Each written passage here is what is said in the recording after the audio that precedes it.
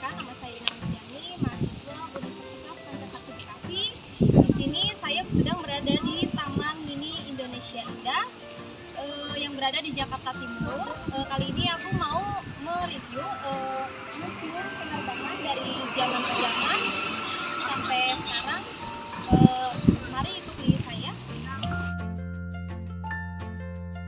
Nah, sekarang udah di depan pintu masuk museum penerbangan. Ayo kita ini ya. Gambaran terkait dengan museum penerangan. Mungkin Bapak Ibu atau kakak-kakak sudah pernah ke museum penerangan sebelumnya? Belum Kak. Jadi museum penerangan ini adalah museum di bawah Kementerian Komunikasi dan Informatika atau Kominfo. Secara garis besar kita memang berisi tentang sejarah layanan informasi dan komunikasi. Jadi koleksi-koleksi yang ada di museum penerangan ini adalah media-media yang dulu digunakan pemerintah untuk menyebarkan informasi ke masyarakat. Bentuk bangunan kita ini berbentuk segi 5 yang melambangkan 5 sila dalam Pancasila dan juga 5 bidang penerangan yang ada di dalam. Yaitu yang pertama ada radio, televisi, penerangan umum, pers atau grafika dan juga perfilman. Kita diresmikan oleh presiden kedua kita yaitu Bapak Soeharto atas prakarsa dari Ibu Tien Soeharto. Jadi yang memberikan usulan untuk mendirikan museum penerangan itu Ibu Tien Soeharto. Karena beliau melihat bahwa jasa-jasa dari Departemen Penerangan ketika itu dalam penyebaran informasi itu perlu untuk dilestarikan begitu. Makanya Ibu Tien Soeharto memprakarsai adanya museum penerangan. Dulu kita ada di bawah Departemen Penerangan yang akhirnya tahun 1999 dihilangkan dan bereformasi menjadi Kominfo. Untuk museum penerangan sendiri kita ada 3 lantai, tapi untuk saat ini yang bisa untuk dikunjungi dan diakses oleh pengunjung itu baru lantai 1 yaitu area koleksi, sedangkan area P2 itu zona interaktif digital, tapi untuk saat ini memang belum dibuka untuk umum. Jadi di lantai 2 itu terkait dengan instalasi digital. Mungkin boleh langsung masuk saja. Ketika berkunjung nanti boleh untuk memfoto maupun memvideo, tapi mohon tidak punya koleksi karena di dalam semuanya koleksi asli. Silakan. Kita baru kan? Ya, siapa yang masuk? Siapa?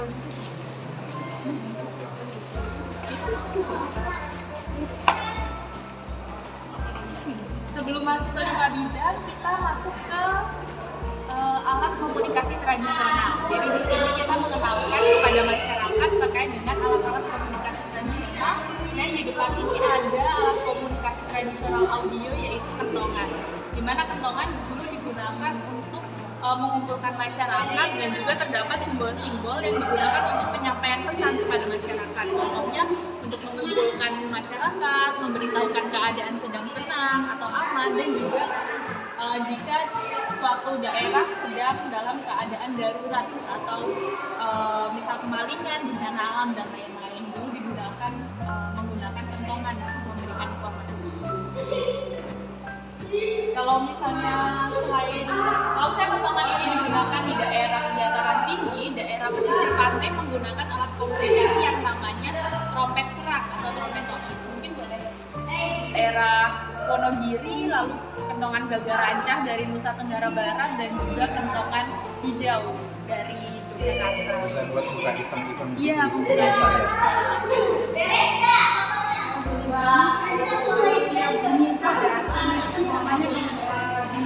Dari kerang ada yang dari tanduk kerbau, tanduk kerbau atau tanduk hewan itu juga bisa digunakan untuk trompet begitu. Ini dari daerah pesisir.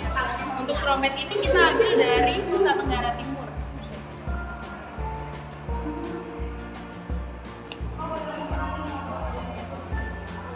Lalu kalau di sini mungkin sudah tidak asing ya bentuknya gramafon. Ini juga alat komunikasi yang biasanya digunakan untuk mendengarkan musik melalui piringan hitam begitu. Ada beberapa contoh piringan hitam zaman dulu tapi sudah cukup usang, jadi bentuknya sudah tidak berbentuk piring. Jenis-jenis gendang tersendiri. Kalau misalnya gendang dengan yang dibalut sarung seperti ini biasanya dia banyak ditemukan di daerah Sulawesi atau Makassar. Ada juga mungkin gendang-gendang yang digunakan untuk karawitan gitu-gitu.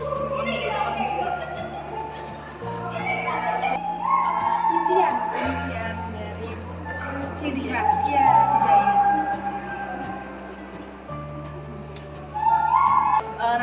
Radio yang di sini itu bukan radio milik tokoh tertentu ya, cuman ini adalah jenis-jenis radio zaman dulu yang kita kenalkan kepada masyarakat.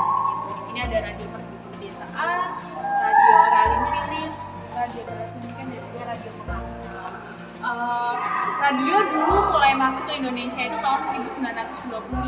Pertamanya itu ada namanya BRV atau Batavia Radio Frequency. Pertama kali masuk ke Indonesia, lalu setelah itu masyarakat Indonesia nggak mau kalah nih buat juga akhirnya stasiun radio yaitu SRV atau Solo Radio Frequency. Dan akhirnya radio juga itu menjadi salah satu media komunikasi yang memiliki peran besar ketika penyebaran informasi kemerdekaan. Pada tahun 1945 ketika itu salah satu tokoh bernama Bapak Yusuf Ronodipuro menyebarkan informasi kemerdekaan melalui stasiun radio Jepang yaitu Yosokyoku pada malam setelah proklamasi. Namun ketika itu Bapak Yusuf Ronodipuro ini tertangkap oleh tentara Jepang sampai akhirnya beberapa penyiar ketika itu ditahan dan semua jaringan komunikasi radio ketika itu ditutup. Jadi sempat terjadi buta informasi dari mulai kemerdekaan tanggal 17 Agustus sampai dengan bulan September. Tepatnya tanggal 11 September ketika itu akhirnya baru ada lagi stasiun radio yaitu RRI, Radio Republik Indonesia pada tahun 11 September 1945. Ini sih generasi pertama. Jadi televisi mulai masuk di Indonesia itu sejarahnya itu pertama kali karena adanya Asian Games keempat yang ketika itu Jakarta atau Indonesia jadi tuan rumahnya. Karena ketika itu Jakarta atau Indonesia jadi tuan rumahnya, akhirnya untuk mensukseskan itu pemerintah mendirikan GBK, Gelora Bung Karno pada tahun 1962. Dan untuk mensukseskan itu juga pemerintah mendirikan stasiun televisi yaitu TVRI pada tanggal 24 Agustus 1962. Dan karena ketika itu masyarakat masih tidak tahu atau belum mengenal televisi, akhirnya pemerintah membagikan sebanyak 10.000 televisi ini, merek Ralin ini kepada masyarakat di berbagai daerah. Tapi kayak satu desa satu RW satu gitu, biar masyarakat bisa nonton bersama-sama begitu. Jadi ke PNS atau pegawai negeri yang di perwakilan tiap desanya gitu, jadi di lurah atau apa gitu. Dari tahun 62 dulu logonya seperti ini, lalu berubah di tahun RI tahun 91, 2000, 2007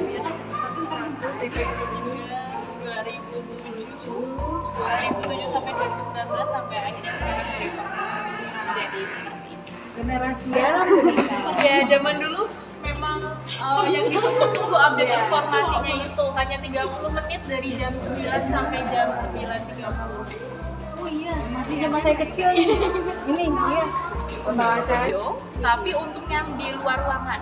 Colongin dulu. Kayak syuting zaman sekarang ini. Jadi ini juga pernah. Seperti kamera.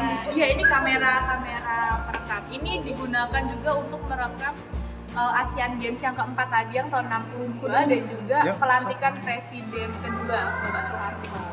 Kan ini ada kamera yang mungkin bersejarah karena pernah merekam salah satu momen yaitu tsunami Aceh tahun 2004.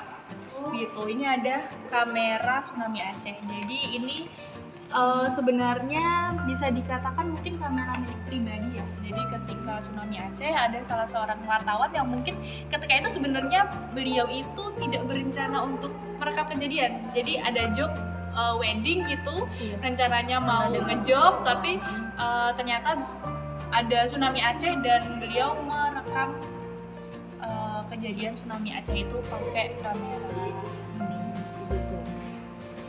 Kita ada rekaman beberapa kamera film, mungkin mau masuk studionya? Mau lah. Boleh. Ada si Win. Kalau PFN, jadi ini kan produksi dari PFN ya. Jadi PFN itu sekarang sedang memproduksi si Unyil Iya kak. Ini Pak Raden. panjang ayo.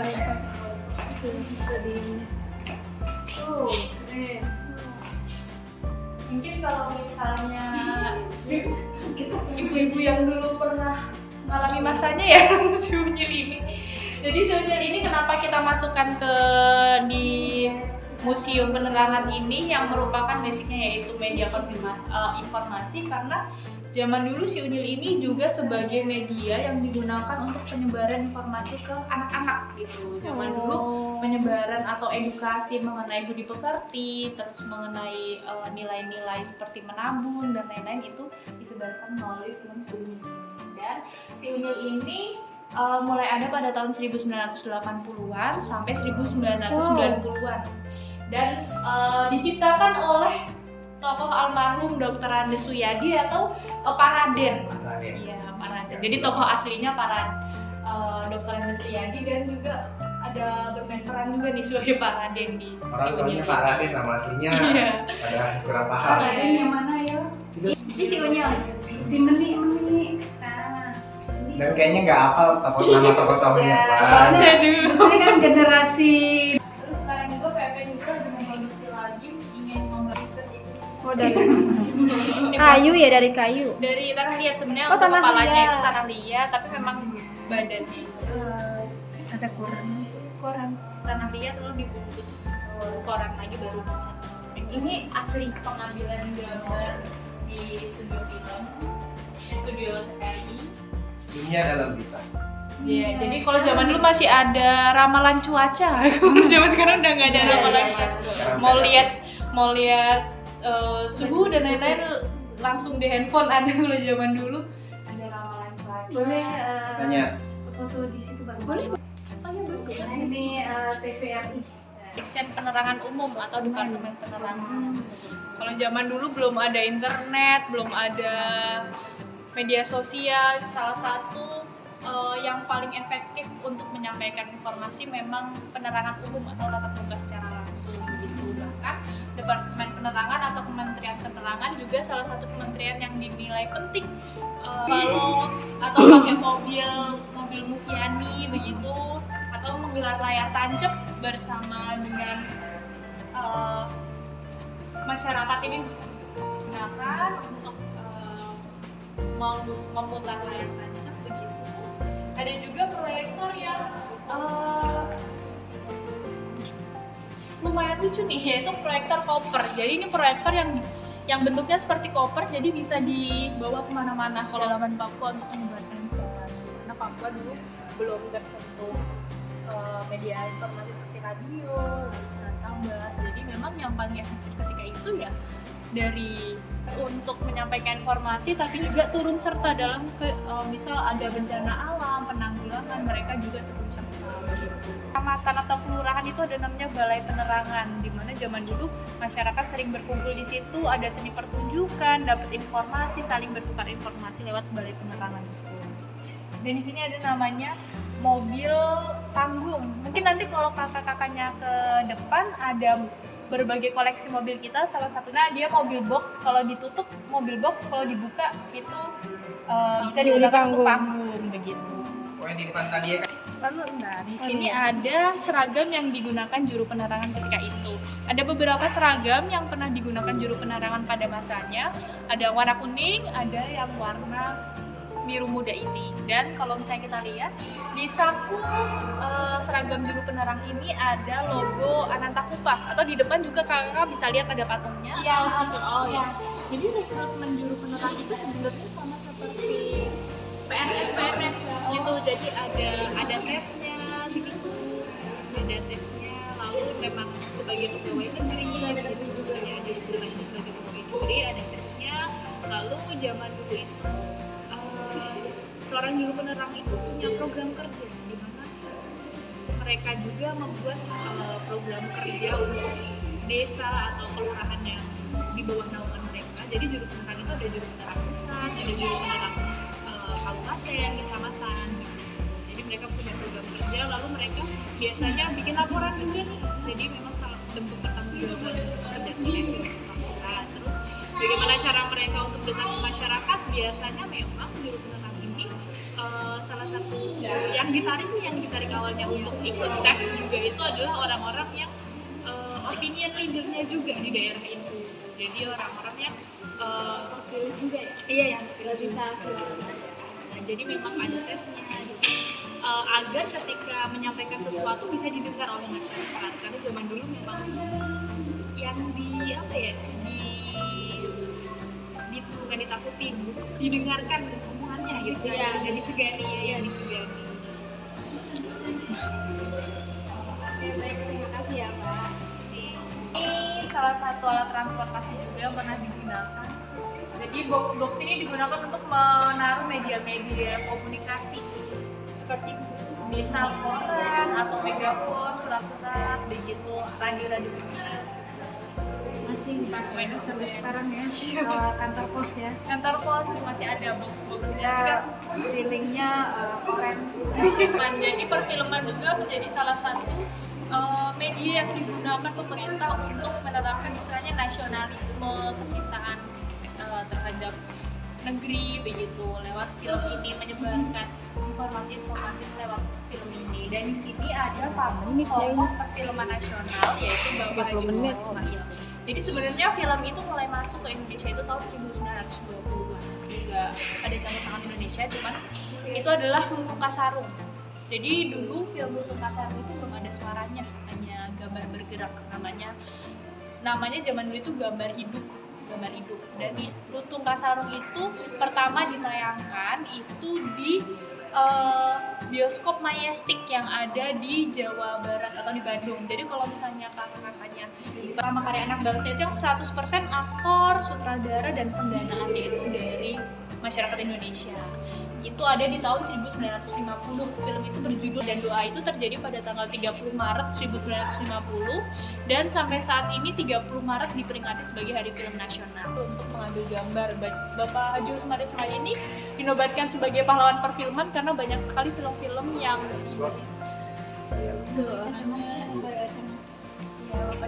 Kira seperti Bapak Muhammad Hatta.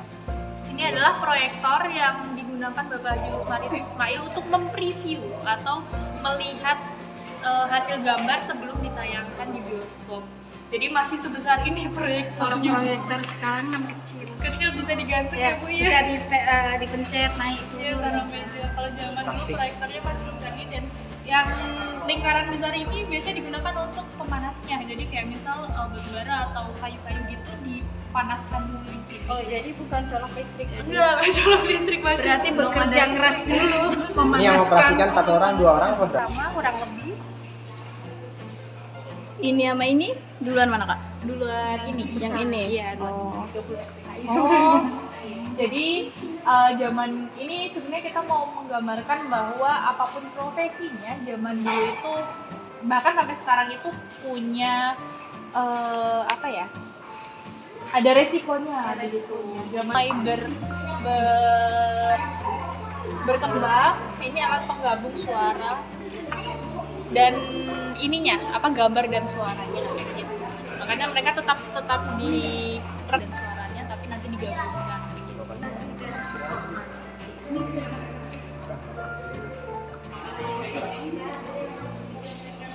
Ini apa Kak? Ini mesin ketik. Mesin ketik ya? Iya, Mesin mungkin ketik zaman asingnya alat peraga boleh diketik coba. Ini seksi yang Oh, ini guys. apa masih yang apa? Ya, kan. Udah ini grafika, pers atau grafika. Di sini kita ada beberapa koleksi mesin ketik. Ada mesin ketik huruf Arab. Jadi tunes-nya itu huruf Arab. Kalau dilihat tunes-nya huruf Arab. Dan juga ada mesin ketik huruf Jawa. Tunes-nya huruf Wonocoroko. Wonocoroko. Iya. Dan juga huruf ketik abjad Nanti ini biasa. IBM ya bukan ya? Ya ini masih yang manual? Ini IBM itu yang apa ya? Yang Karena dia udah 100 tahun lebih usianya karena Halo, Assalamualaikum. Ini aku mau nanya nih cara pembuatan atau cara proses pembuatan surat kabar ini. Jadi kalau zaman dulu itu satu atau dua halaman itu sudah bisa dikatakan surat kabar, dan bahkan surat kabar juga diproduksi itu tidak setiap hari, bisa seminggu sekali atau 2 minggu sekali karena memang proses pembuatannya sangat panjang. surat kabar zaman dulu itu belum ada gambarnya, jadi masih hanya tulisan saja dan masih sangat sederhana. Untuk menghasilkan satu lembar atau satu halaman surat kabar prosesnya sangat panjang. Salah satunya yang pertama harus dilakukan yaitu dengan mencetak kalimat per kalimat. Jadi narasinya dibuat dulu, dicetak dulu lempengan besi seperti ini. Iya, ini kata-katanya. Jadi kalau dibaca ini ada kata-katanya. Itu dicetak dulu menggunakan alat cetak yang namanya mesin cetak kucel. Begitu. Dicetak dulu plat per platnya. Lalu setelah itu disusun atau di layout di meja omak. Ini namanya meja omak untuk nge-layout. Kalau sekarang mungkin komputer atau laptop udah bisa langsung nge-layout ya. Kalau zaman dulu disusun headline-nya yang huruf besar, yang judulnya, lalu yang isi beritanya. Karena belum ada gambar, jadi memang sulit ya ini untuk mencetak gambar. Jadi makanya tidak ada gambarnya. Setelah di layout atau dicetak di meja omak, baru ditaruh di mesin setting. Dimana di mesin setting ini plat-plat tadi itu diberikan tinta, diolesi tinta, lalu dipres lembar per lembarnya. Prosesnya panjang. Prosesnya sangat panjang dan lama. Begitu ini dipres di mesin setting. Atau proses pembuatannya juga bisa dilihat di komputer pernah itu. Oh itu ya? Iya, itu disusun lalu disusun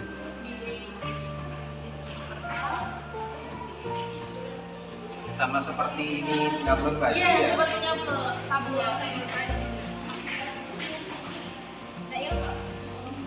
tidak bisa sehari. Oh iya, jadi Prosesnya panjang. lama. Itu untuk nyetak buku, Nyetak surat Surat kabar. Jadi bisa tiap hari ini ya.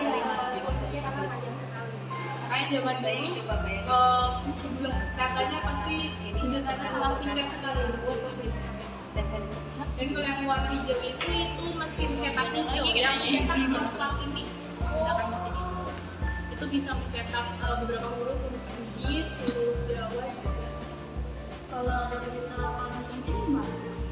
Kalau berita darurat itu harus buru-buru. Berita darurat biasanya pakai Radio. Pakai itu kali. surat darurat terus disebarkan begitu. Jadi nggak semua masyarakat yang langsung dapat, biasanya hanya petinggi aja kalau daerah biar nanti menyebarkan langsung. Kalau surat kabar kan yang diterima masyarakat Oke, Mbak, terima kasih ya atas informasinya. Kami jadi mengerti. Terima kasih. Kalau zaman dulu Ramadan, bulan Ramadan biasanya ada sambung Ini acaranya sebelum Ramadan, biasanya pada bulan Ramadan. oh pada bulan. Bukan, ini jadi beberapa hari setelah proklamasi karena masyarakat buta informasi ketika itu, jadi mereka masih bingung nih kita udah merdeka atau belum atau seperti apa gitu. Akhirnya presiden mengumpulkan di lapangan Ikada, disebut rapat rampasan menyebarkan informasi bahwa kita benar sudah merdeka, dan informasi selanjutnya tunggu dari pemerintah daerah. Sekilas informasi tentang kemerdekaan. Jadi ketika kemerdekaan itu proklamasi, ada beberapa wartawan antara, jadi wartawan yang memang mendokumentasikan proklamasi itu, yaitu ada Alex Mendur dan Frans Mendur. Tapi ketika itu salah satu dari mereka akhirnya tertangkap, dua-duanya ketangkap. Yang satu roll filmnya dirampas oleh Jepang, yang satu roll filmnya berhasil diamankan karena ditimbun di bawah tanah. Jadi kalau misalnya kita lihat foto-foto proklamasi itu aja, karena memang hanya foto itu atau roll film itu yang berhasil diselamatkan. Dari info-info dari step-step yang kita lalui, semuanya penuh antusias ya, baik pemberi informasi dan penerima informasi, yaitu dari Kakak Vio. Kakak Vio ini pengetahuan sangat luas ya. Seperti tadi kalian paham semuanya ya apa yang kita lakukan. Vio ya. Insya Allah. Insya Allah kita ucapkan terima kasih kepada Kak Vio untuk hari ini yang sudah menyambungkan pengetahuannya kita ya dari awal sampai finish ya ke bagian Kak Sunarto yang ini aktivitas kaitannya dengan kolom pencapir pada zamannya itu. Oke Kak Vio, terima kasih banyak atas ilmunya, semoga bermanfaat bagi mahasiswi kami ini, semoga bisa mengembangkan nanti di dunianya masing-masing untuk komunikasi terhadap keluarga minimal ya, terutama Wahyu ya, komunikasi di leadership keluarga pertama, karena edukasi pertama adalah ada di keluarga, bendahara adalahnya di istri. Oke, mengerti semuanya. Terima kasih banyak. Kita akhiri dengan alhamdulillahirobbilalamin. Akhirul kalam. Wassalamualaikum warahmatullahi wabarakatuh. Waalaikumsalam. Terima kasih. Silakan.